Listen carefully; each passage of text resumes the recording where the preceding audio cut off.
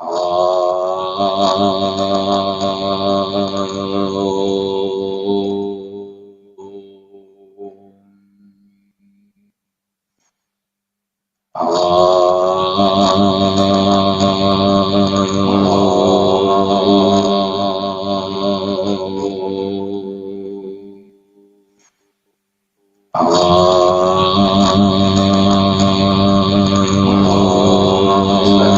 भवन्तु सुखिनः सर्वे सन्तु निरामयाः सर्वे भद्राणि पश्यन्तु मा कश्चित् दुःखभाग् भवेत् ॐ असतो मा सद्गमय तमसो मा ज्योतिर्गमय मृत्योर्मा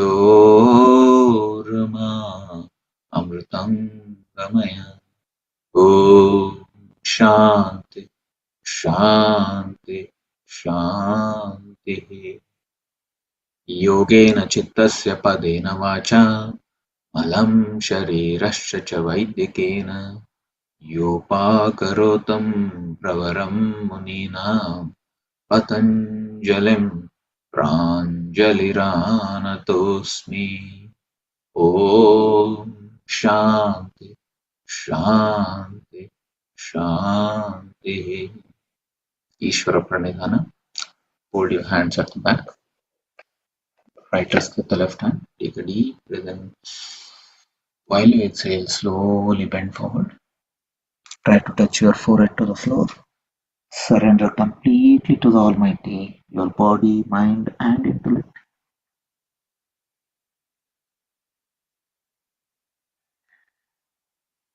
Inhale and come out. Rub your hands. Apply the warmth to your eyelids.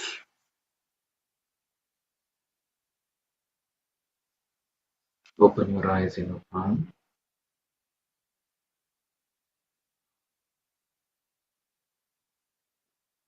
Thank you, everyone.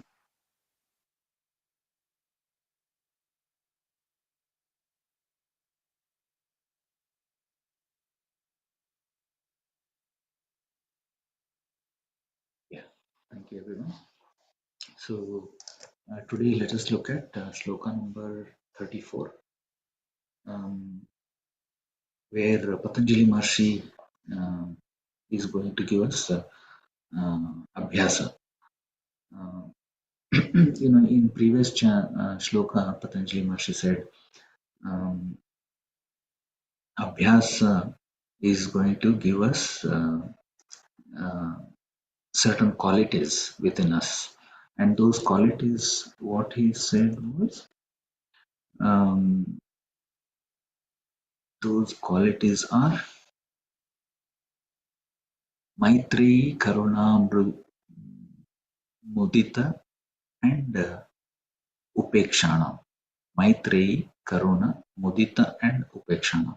That is friendship, lovingness, and Karuna is a kindness, Mudita is a joy, and Upekshana is being indifferent or equanimity within. So these are the qualities are gained through Ekatattva Abhyasa. Yeah. Now, what is that Ekatattva Abhyasa? He is talking about that in further shlokas. So the shloka goes like this. Prachardana Vidharana Abhyam Va Pranasya. Prachardana, I will repeat once again. Prachardana Vidharana Vidharanabhyam Va Pranasya. So here Pranasya, prana means usually it is conveniently referred to our breath, but prana is a vital energy. Okay. Vital energy within us and within the nature. So it is there all the time. Right? So pracharda means prachardana Prachardana means it is a gentle expiration through nasal nostrils. So it is basically pranayama that we every day we are doing in our breathing, slow and controlled manner. Pracharda, vidharana, controlled. Abhyam. Abhyam is together. Both exhalation of prana or a breath and in a controlled manner together. Va, next word is va pranasya. So also the vital energy is uh, elevated. So this is the practice he's saying. He is not going into how to do the breathing, how what are the different types of breathing methods. He's not going deeper into it, but all he's saying is this is what is going to give us those qualities, and also it is prana is connected directly to the mind, so it is also going to control our mind as well. So in this sutra, this is what I understand. And in further sutras, he we will look at it probably tomorrow. Next couple of sutras, he's still going to talk about the practice. So if you have anything to add, please feel free to add.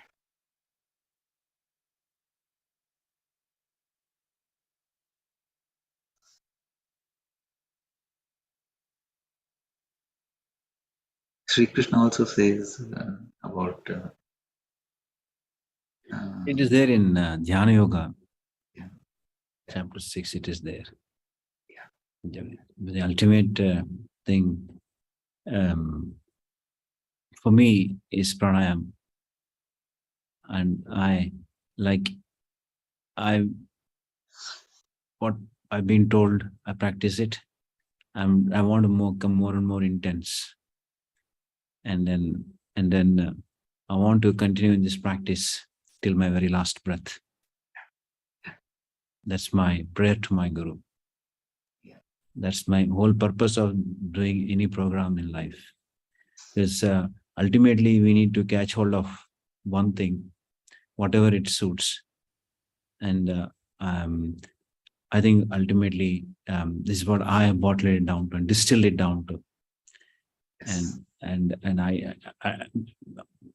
we don't have enough time, all of us.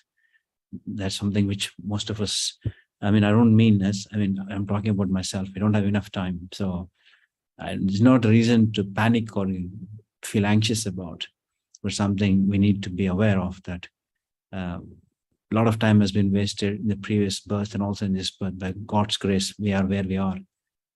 At least we're not exploring anymore. And therefore, we need to hold on to it firmly and with faith. Yeah. And what it has to do, it will do. And I don't want to go into the analysis, where am I in this path, how far have I traveled. It's beyond my logical mind to understand that. Yeah. Yeah. It's something like a boat. Yeah. This is the path that's given to me. This is what it is. That's the faith I have. Normally these things don't come just like that by chance. The only reason I have stuck to this holistic health is this is what I've been told by my Guru, and this is what I found similar here. Various other places have gone. They're given modifications of this unasked to me, and that only caused a bit of conflict in my head. And then I spent some time thinking, where am I? Should I be doing this or should I be doing that? Only to realize that I'm coming back to where I was told to do. And so that's the reason why I'm here. Absolutely. Yeah. Agree, Umakanchi. I have been there, so I know. I'm not taking any organization's names here because I know we're on the YouTube. So I don't want to upset anybody's feelings here. So no, all those methods, whatever the other organizations are doing, they are also taking us towards certain level. But this is the practice. What we are doing is a very basic, very fundamental, and it is workable. Uh, Like for Other example, techniques, there is nothing wrong with them. no. But It, what I found is basically um, they are a bit exotic. yeah, and there's nothing. It's quite simple.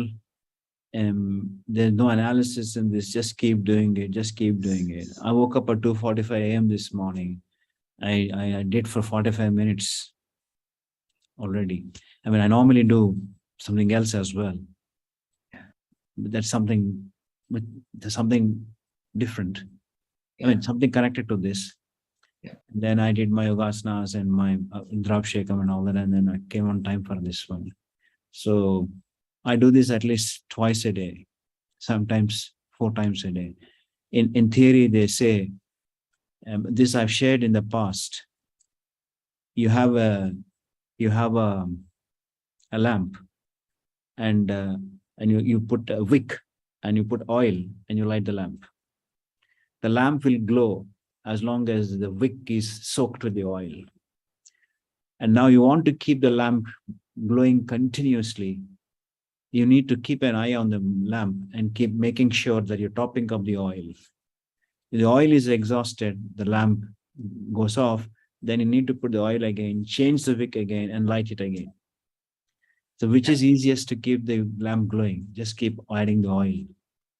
Similarly, this practice is, once we started it, without our knowledge, we are progressing. How we are progressing, we don't know, but we are progressing, and that faith we should have within ourselves. And now, the minute we stop, the whole process starts all over again. That's the reason why we're meeting every morning. Yeah. And then we're pouring the oil in it, making sure the wick is not going off. Yeah. So it's unto ourselves to make sure that the oil is there and the wick is not going extinguished. It continues till we reach our goal, till we reach our destination. Ultimately, he will give us the strength to take it from. We're only putting an effort.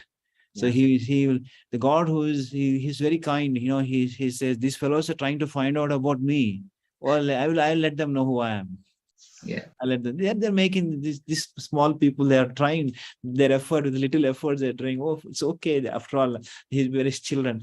Okay, after all, they're trying to find about me. I will let them know who I am. Yeah.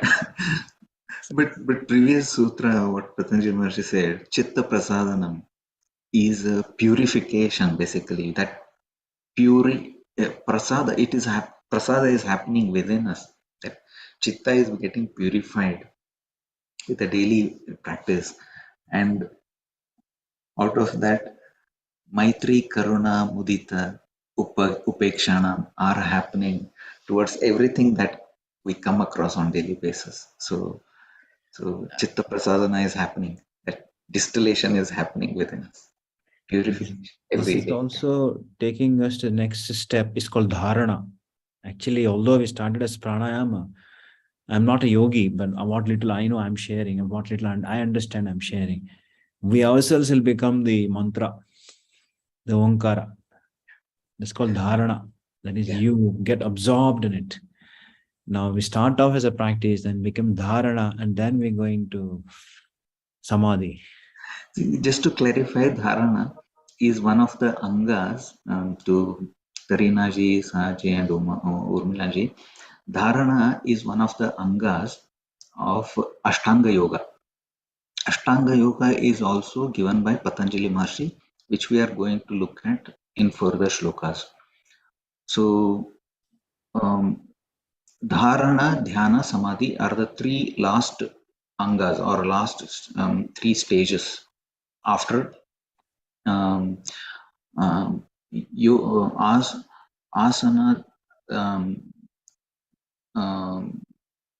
asana, pranayama, pratyahara, dhyana, dharana, dhyana, samadhi. So these are there are 8 angas. So dharana. Actual meaning of dharana is wearing something. A shirt. I'm wearing something. So this dharana is wearing something in our mind. That is what we are doing. Hamsa mantra, soham, or a breath, focusing on the breath is we are wearing. We are, don't know if it makes sense. Okay. When we wear something that, and how long dharana, in that dharana, how long we can stay. Okay. More longer we stay, then we get into samadhi. Okay. Dharana and, dharana and then dhyana. Okay. Longer the period we stay there is dhyana. And then further, next level is samadhi. So I like the way we're wearing the early morning, we're doing a dharana. dharana. Through the day, we live in a meditative state, and we wear it again and go to sleep. Get up in the morning, dharana, meditative state. It's nice. Actual meaning of dharana is, wearing. Wearing. But dharana, it was very difficult for me to understand initially. Dharana is saying what is that, how it is dharana. Then over a period of practice, I kind of got it. Now I'm quite fixed in my mind. It is not a fixation, or it is not a bigotry. God allowed me, my guru allowed me to do shopping. I'm being honest with you. He was watching me.